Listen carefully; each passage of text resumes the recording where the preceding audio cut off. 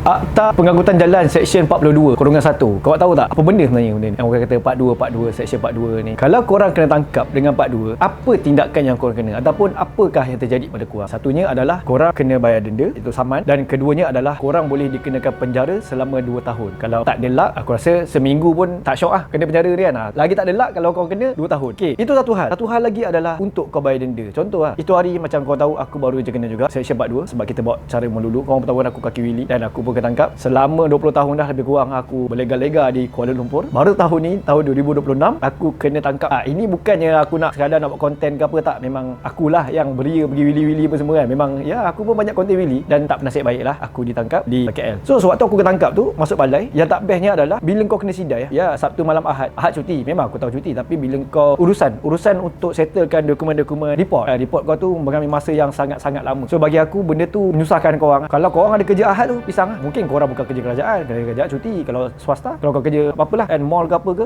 kerja kan, dah kau kena beritahu kau punya majikan. Dah jadi satu hal. Itu kalau tak masuk balai atau tak masuk lock up. Kalau kau kena reman macam mana? Sebab boleh juga dia tahan kau 1 hingga 3 hari. Habislah kerja kau. Memang aku cakap kalau kena Seksyen 42 ni dia memang tak best lah ataupun tak bagus lah. Kat sini aku nak nasihatkan korang, bukannya aku nak cerita aku ni bagus, tapi aku nak nasihat. Aku nak nasihatkan kalau kau kena 42 ni apa sebenarnya yang terjadi. Selain tu kalau kau masuk dalam balai tu kan, contoh kau kena tangkap pukul 2 kan ataupun pukul 12, kau akan dibawa ke balai lebih kurang pukul 5 lah. Sebab diorang akan kumpul dulu. Biasa diorang kumpul dulu, collect amai, diorang bawa pergi ke balai pukul 5 pukul 6 macam tu. Nanti dah ambil report apa semua dan masuk lagi satu seksyen, masuk lagi kena sidai apa semua. Kau balik pun aku rasa dah pukul 9 pukul 10 lah settle report tu. Memang susah. Dah siap kena gari apa semua kan. Bila kau kena gari ni kau kena faham dia ada body. Dia bukan kepercayaan lah, tapi bagi aku benda tu betul lah. Bagi aku benda tu betul. Sebab gari ni dia banyak gari kau tu bukan dia gari kau seorang ni. Dia banyak lagi binatang-binatang lain yang buas kat situ dan dia pernah gari. Gari tu dah pernah masuk tangan orang lain dan benda tu kalau kau dah kena nanti dia akan berjangkit.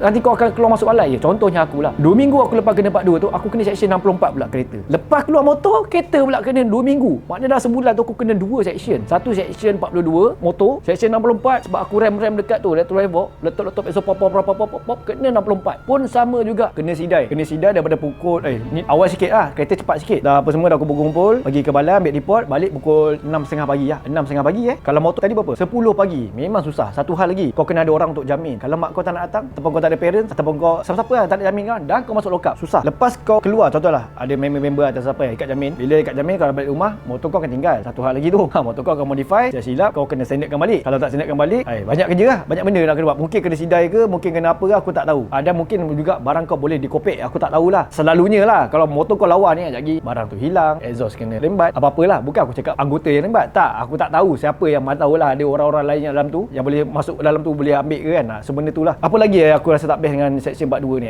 lepas je kau keluar daripada balai tu, dia ada tempoh masa untuk kau bayar saman lah sebab kau kena saman tapi kalau kau tak nak, kau akan masuk naik mahkamah. Tapi tak nak kau kena naik mahkamah juga. Kalau 64 tak pasti kena bayar terus je. Macam kereta itu hari aku bayar je terus sebab ada mungkin, bukan aku cakap budi bicara lah, tapi sepatutnya boleh kena naik mahkamah tapi atas budi bicara. Right. Kalau part 2 dia memang auto kau naik mahkamah. Kau tak boleh settle tepi. Maknanya kau nak bayar tu ke, bayar apa ke, sebab polis memang tak makan duit kan, tak makan rasuah. Polis kan berintegriti.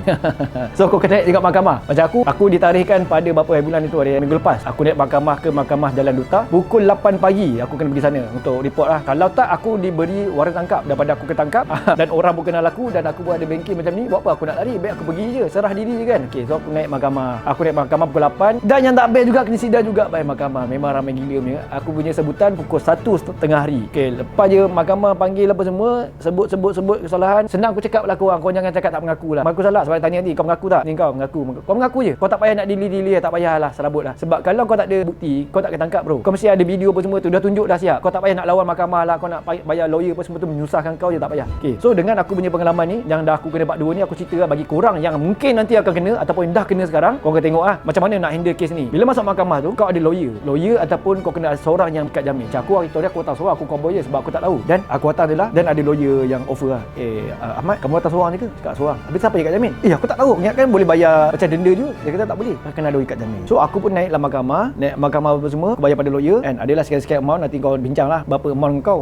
So aku dah bayar apa semua, jatuh hukum aku daripada 5,000 aku kena 2,000 tapi tak kena penjara itu aku punya luck ataupun aku punya rezeki lah kat situ. Sebab aku cakap aku ada perniagaan, aku ada family, tanggungan keluarga sebab bini aku pun tak kerja, dan benda tu yang membuatkan mahkamah kata okey 2,000 je lah, kita tak perlukan lock up ataupun penjara. Kalau kau kena penjara seminggu, sebulan, 6 bulan, setahun atau maksimum 2 tahun, macam mana? Sebab tu aku cakap Seksyen 42 ni sekarang ni pun dah dah makin dikuat kuasakan untuk cegah lumba haram ni. Bagi korang yang luar sana tu yang dah tengok video aku ni, yang aku cakap benda ni, korang rasa benda ni remeh part 2 ataupun kau pergi wili-wili ataupun kau pergi racing apa semua tu, aku rasa benda ni patut dihentikan lah, ataupun kau kurangkan lah kalau boleh. Ataupun kalau lepas ni kau keluar pun keluar je lah jalan-jalan, tak payah kau nak wili-wili. Dia sebenarnya kau ketangkap ni sebab wili je. Kalau kau, aku rasa kalau kau buat laju pun aku rasa kau kena 64 je. Kau kena section apa, bawa section melulu ke apa-apa lah, tak tahulah apa benda kan. Tapi part 2 ni sebab kau wili je. Ada video ataupun record ataupun apa-apalah gambar ke, sebab anggota part 2 ni, anggota pakaian preman ni, pakaian biasa ni, dia ada di mana-mana. Sebenarnya kau tak tahu. Bila kau dah ketangkap, barulah kau sedar. Semasa kau pusing-pusing tu, sebenarnya ada lebih kurang 20 hingga 30 orang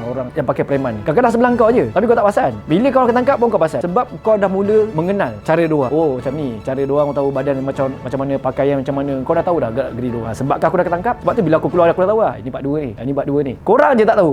So, bagi aku lah, nasihat aku bagi tengok video ni dan apa yang aku boleh panggil tu, bagi conclusion kat sini adalah section part 2 ni korang jangan kena. Bagi aku jangan kena. Kalau kau tak ada duit, jangan buat benda merepek-lepek. Tak ada duit, jangan buat masalah. Bukan aku cakap kau ada duit ni boleh buat masalah, tak. Sebab kalau kau tak mampu bayar saman dekat mahkamah 2,000 contohnya macam aku, kau kena penjara terus auto. Contoh tadi aku cakap kan, 2,000 dah boleh keluar. Tapi kalau aku tak dapat bayar 2,000 tu, penjara bai. Kau nak kena penjara ke? Hilang kerja, kawan-kawan sisihkan kau. Apa lagi? Macam-macam. Keluarga apa semua dah tak suka dengan kau. Nasihat aku, sebelum kau kena, baik kau cegah. Kan aku cakap kan, daripada kita ubat, baik kita cegah dulu. Mencegah lebih baik daripada mengubati. So, section part 2 lepas ni, kuat-kuasakan lebih tinggi, lebih kuat. Dan siapa yang kena lepas ni bukan sekadar kena denda, tapi kena penjara minimum. Minimum kena penjara.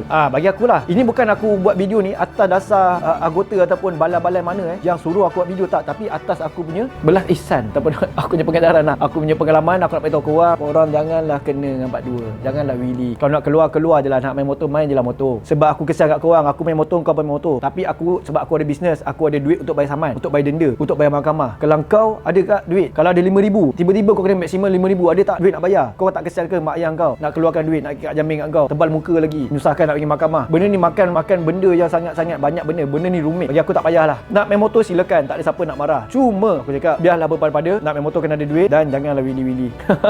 Aku pun dah tak nak dah kan, sebab aku dah selama 20 tahun ni aku tak pernah kena sekali ni aku dah cakap tak nak aku dah. Yang tak bestnya kena sidai, malu sebab orang kenal aku. Satu balai tu kenal aku, sumpah. Satu balai tu kenal aku, dia pun tak cakap apa. Dia kata, "Pek, kau ni buat video baik-baik Pek, aku respect kat kau, tapi tak boleh buat apa lah Pek, sebab kau wili aku terpaksa tangkap."